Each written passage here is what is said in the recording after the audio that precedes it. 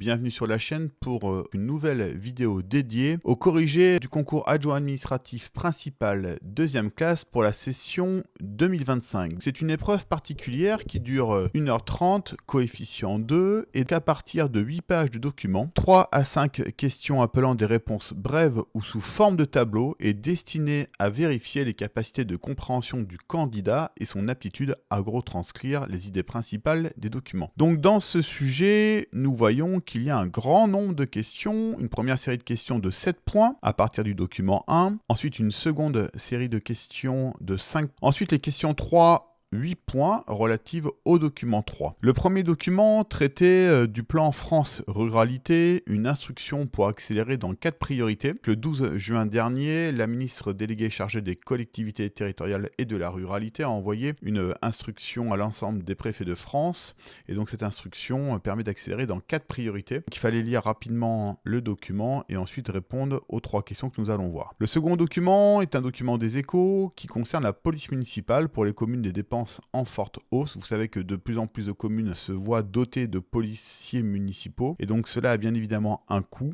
Les dépenses augmentent en particulier dans le contexte actuel que nous connaissons. Le troisième document concerne les maisons France Service, une success story à poursuivre. Il y a eu un rapport de la Cour des comptes le 4 septembre qui dit que les maisons France Service marchent plutôt très bien, qu'il est important de continuer à les développer. C'est ce qu'on voit dans la deuxième partie de l'article avec quel avenir pour France Service. Si nous reprenons ces questions, je vais vous proposer un corrigé type qui n'engage que moi. Tout d'abord, remettez dans le contexte l'instruction du 12 juin 2024. L'instruction du 12 juin 2024 est un document qui est émis par la ministre déléguée chargée des collectivités territoriale et de la ruralité, qui était Dominique Faure. Alors, elle fixe les priorités pour l'année 2024 du plan France Ruralité et dresse un bilan de sa première année de déploiement. Cette instruction vise à accélérer les actions dans 4 domaines prioritaires. Tout d'abord, les mobilités durables, on le voit ici en gras. Ensuite, les fonds lieux de convivialité, donc les lieux de convivialité, un nouveau fonds a été créé. Ensuite, la lutte contre la vacance des logements. Et enfin, les VTA expertise, c'est-à-dire le volontariat territorial en administration. Voici pour la première question qui se voit dotée de 7 points en tout pour les troisièmes, donc j'imagine 1 ou 2 points pour cette question. Quelles sont les réalisations sur la première année du plan France Ruralité ? On peut citer, parmi les réalisations de la première année du plan France Ruralité, on peut citer la nouvelle dotation en faveur des aménités rurales et de la biodiversité, et ensuite la réforme des ZRR, des zones de revitalisation rurale, avec un nouveau zonage, bien que ce dernier soit encore incomplet. Selon vous, quelles sont les ambitions de cette nouvelle instruction ? Selon l'article, quelles sont les ambitions de cette nouvelle instruction ? Eh bien, les ambitions de cette nouvelle instruction sont d'accélérer le déploiement des mobilités durables en milieu rural, ensuite de soutenir les lieux de convivialité à travers un fonds dédié, ensuite lutter contre la vacance des logements en ruralité et enfin relancer le volontariat territorial en administration avec des experts recrutés pour des missions spécifiques. Une dernière question sur cet article concerne les tiers-lieux et l'ESS. Alors qu'est-ce que les tiers-lieux ? Les tiers-lieux sont des espaces qui favorisent les rencontres, la mixité et la coopération entre les acteurs. Ils apportent des services de façon innovante comme les cafés associatifs, les lieux intergénérationnels ou les espaces culturels saisonniers. L'ESS correspond à l'économie sociale et solidaire. L'ESS regroupe des organisations, associations, coopératives, entreprises sociales qui placent l'humain et le collectif au cœur de leurs projets en visant un impact social et environnemental positif. Concernant le second article, police municipale pour les communes des dépenses en forte hausse. Tout d'abord, quelles sont les raisons de la hausse des dépenses de police municipale depuis quelques années ? 5 points pour ces 4 questions. C'est très simple. Les raisons de la hausse des dépenses de police municipale incluent tout d'abord l'augmentation des recrutements, ensuite les revalorisations du point d'indice des fonctionnaires, et enfin la priorité donnée à cette politique publique par les maires,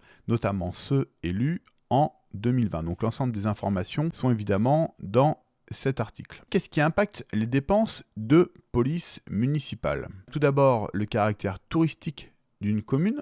Le fait qu'elle soit touristique ou non, et bien évidemment, il y aura plus de policiers municipaux. La taille de la commune. Ensuite, l'armement des agents.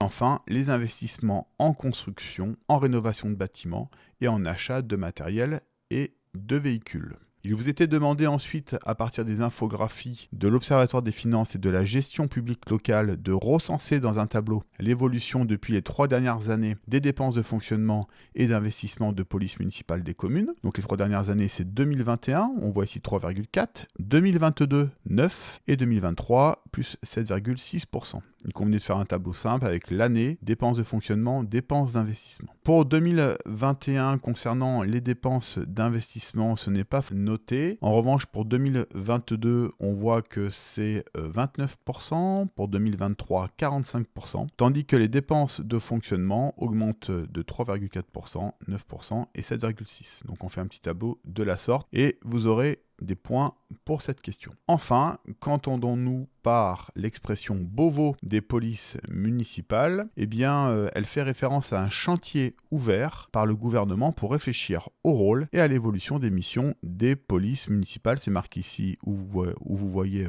la souris. Cela inclut des discussions sur leurs prérogatives judiciaires. Il était question à un moment de renforcer les pouvoirs judiciaires des policiers municipaux, la formation, la valorisation des carrières, mais également les moyens qui sont mis à leur disposition. Vous trouvez la réponse ici. Dernière question relative au document 3, qui est un article de la Gazette des communes. Quels sont les objectifs assignés aux maisons France Service? Les objectifs assignés aux maisons France Service sont tout d'abord permettre l'accès à un panel de services publics à moins de 30 minutes de tout point du territoire, centraliser les services habituellement dispersés entre diverses administrations et réduire le sentiment d'abandon dans certains territoires. Ensuite, quel bilan dresse la Cour des comptes sur ce dispositif? Eh bien, la Cour des comptes dresse un bilan positif du dispositif France Service, le qualifiant de success story. Elle note que 95% des Français sont à moins de 20 minutes d'un espace France Service et que la satisfaction des usagers dépasse les 90%. Ensuite, le coût du programme est jugé raisonnable au regard des services apportés, nous indique l'article. Que veut dire réussir le dernier kilomètre de l'action publique? Réussir le dernier kilomètre de l'action publique signifie assurer une présence et une efficacité des services publics jusque dans les zones les plus éloignées ou défavorisées, afin de réduire le sentiment d'abandon et d'améliorer la cohésion territoriale. Et enfin, expliquer ce que préconise le rapport de la Cour des comptes afin de poursuivre la success story que sont les maisons France Service. Le rapport de la Cour des comptes préconise la mise en place d'une subvention forfaitaire supplémentaire pour les espaces saturés, l'élargissement des capacités d'action du réseau par une meilleure intégration avec les opérateurs présents, une meilleure coordination des parties prenantes pour favoriser les synergies, et enfin, la valorisation des fonctions des agents France Service et l'amélioration de leur formation continue. N'oubliez pas que je peux vous accompagner pour les épreuves écrites orales ou le dossier RAEP de vos concours ou examens professionnels. Le lien de la formation est dessous dans les commentaires.